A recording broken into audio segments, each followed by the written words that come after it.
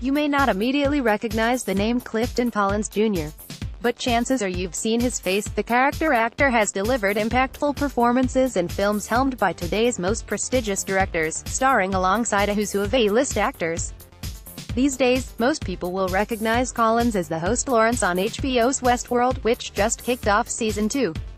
He comes from a multicultural background and was deeply inspired by his grandfather, who worked as a contract player for John Wayne. To honor the man who inspired and encouraged him, Collins briefly changed his name to Clifton Gonzalez in loving tribute. He soon learned that the Gonzalez moniker came with unexpected hurdles, specifically the preconceived notions of casting directors auditioning an actor with a Mexican surname.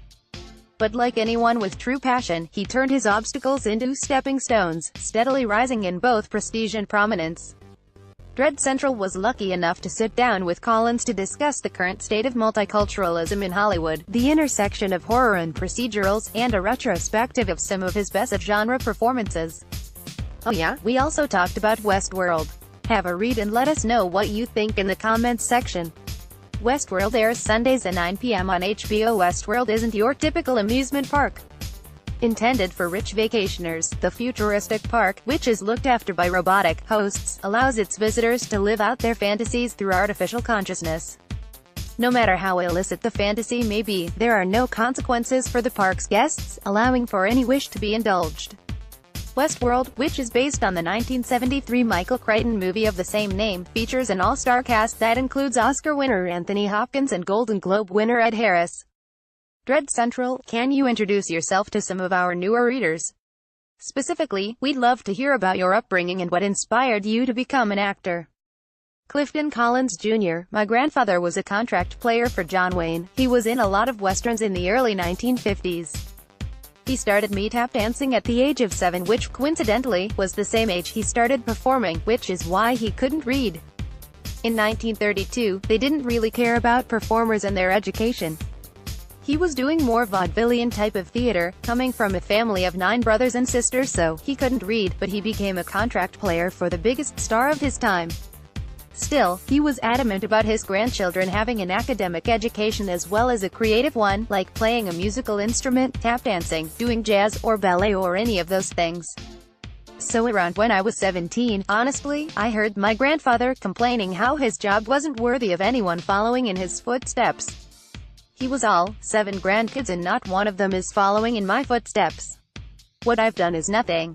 I felt bad for him and, at that time my cousin and I were teaching martial arts. I was watching a bunch of Bruce Lee movies. During the next month, I had so many little signs, like people coming up to me and comparing me to this actor or that actor. It felt like my grandfather had gone out and told people to say these things to me. So I started thinking about it, like, sheesh, this is my grandfather's thing and if it's something I'm going to do, I'm really going to do it, not just try. Do it or don't do it.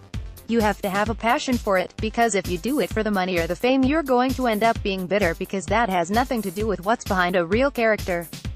I think the core of any decent actor is great empathy, and that doesn't come from seeking fame.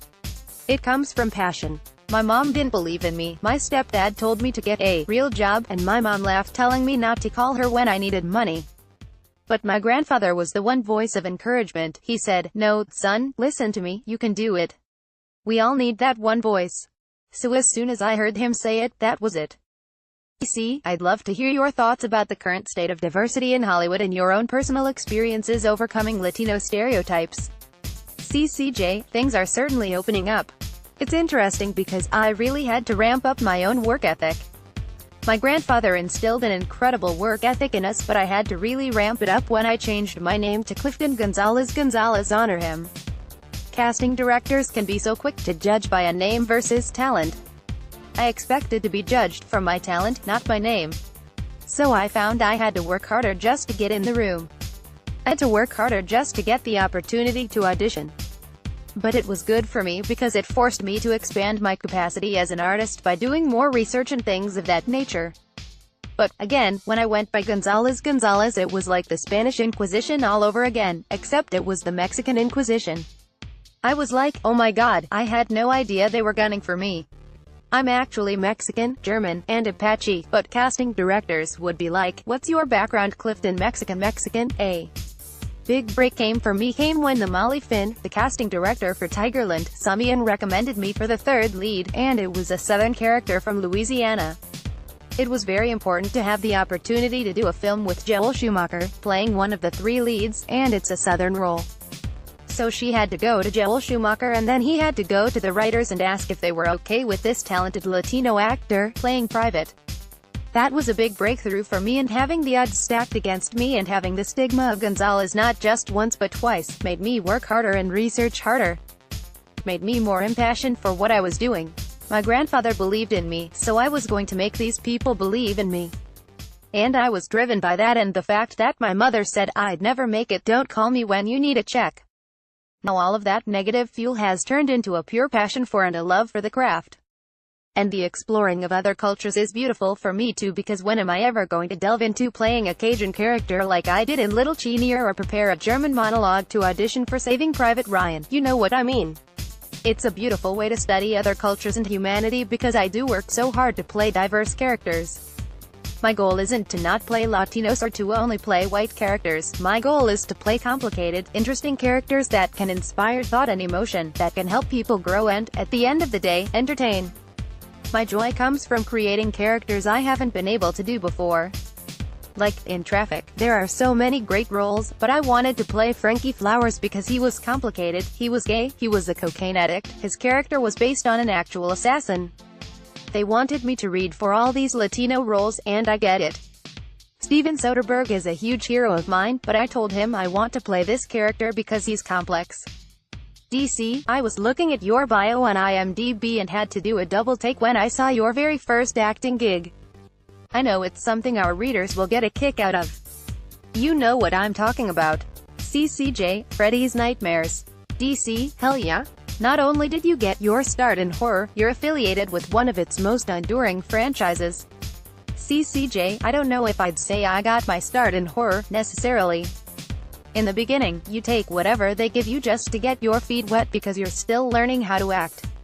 I'm still growing, thankfully, but those first 5 to 10 years of trial and error, it's pretty horrific.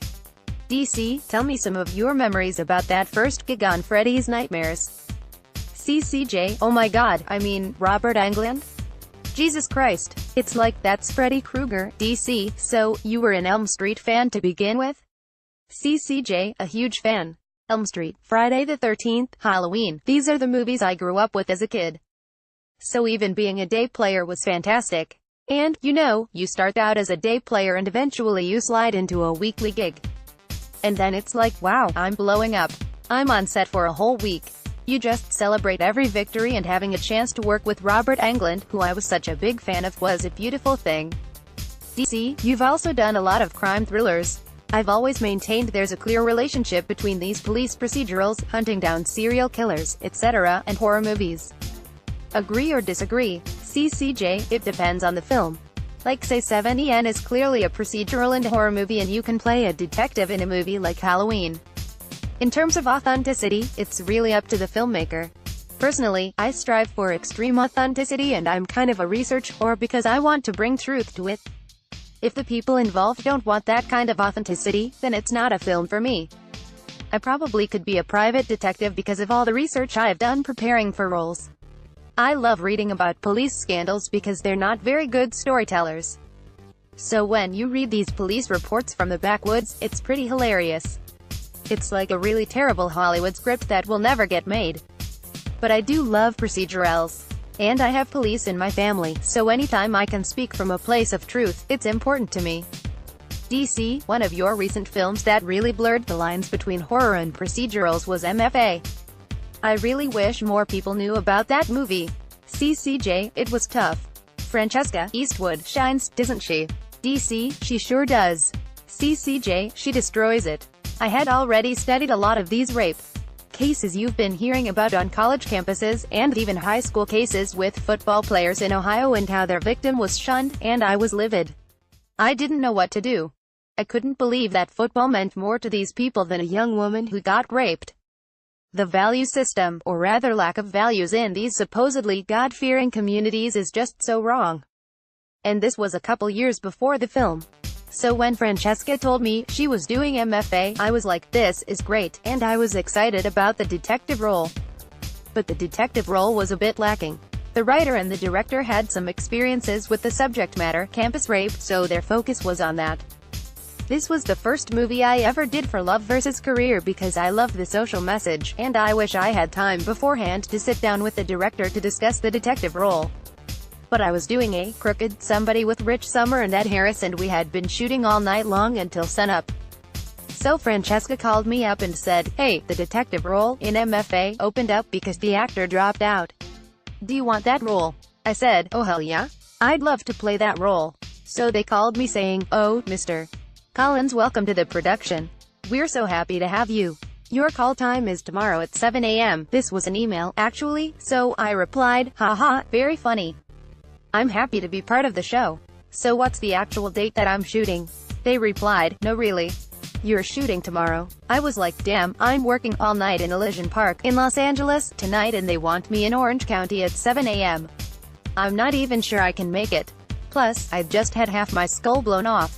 So I've got half my skull blown off and I'm driving to Orange County in rush hour traffic, and I was actually studying my lines along the way. I had to go to this frat house to wash all the blood off of myself and get into wardrobe. No sleep, mind you. And that was my first day on MFA. You never know what you can actually do until you do it, right? DC, I guess so. CCJ, so I never really had time to connect with the director, which is a relationship I really would have loved to have had, because one of the joys of filmmaking is collaboration. But thankfully, because of all my experience on procedurals, there were things I already knew how to do.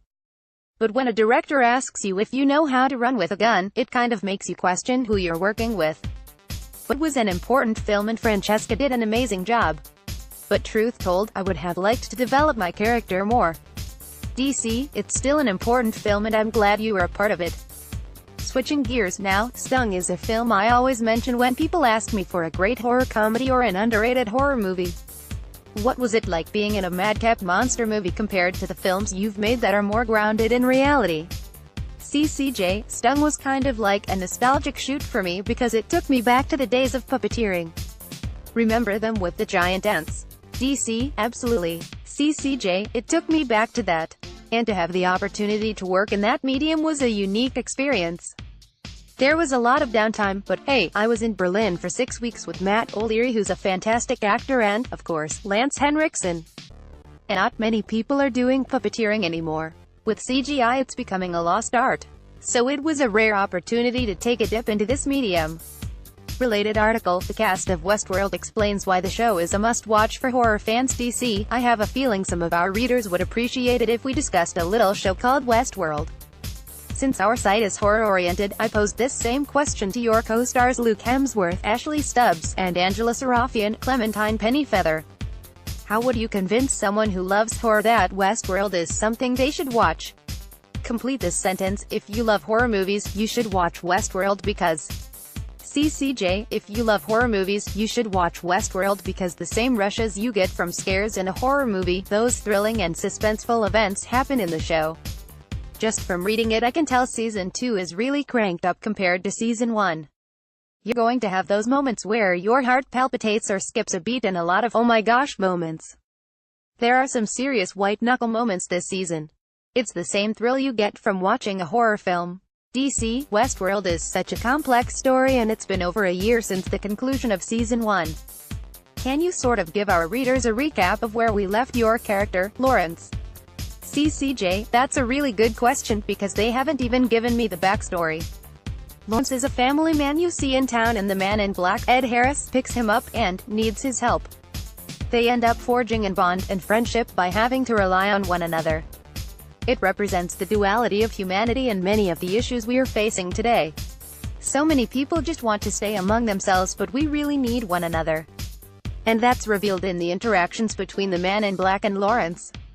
DC, Westworld is so unique for its intelligence, nuance, and brilliant ensemble cast. How does this experience compare with some of the other productions you've worked on? CCJ, everyone is always on their A game. There's such a high standard for quality and a passion for excellence. These people care so much, the cast, the crew, the showrunners. And I'm working with actors who I'm huge fans of. I'm so familiar with the work of the majority of the cast, and being among them is humbling. The first takes are amazing. In the past, I'd dream of being part of a team that could get takes this good on the 10th try. Everyone comes swinging their bats to knock that ball out of the park. We sometimes have to battle the elements. We had fires and rain. We muscle through it and shoot through it with smiles. We're so passionate about the gift of Westworld. Honestly, I think the actors are just as excited about the show as the fans, because we love the show too. DC, is there anything else you'd like to tell our readers before I let you go? CCJ, I'm so excited for this season of Westworld to come out. We've been blessed with incredible fans and 22 Emmy nominations. People have been waiting a while for Westworld to return, and it'll be worth the wait. It's been an honor, and I already miss it since the season wrapped. Now I want to buy a horse and learn some of my grandfather's gun tricks, so I'll be ready for Season 3. They might not need me to do tricks in Season 3, but I'd still like to learn some. You've got to get ready to stay ready. DC, it's been an absolute pleasure speaking with you.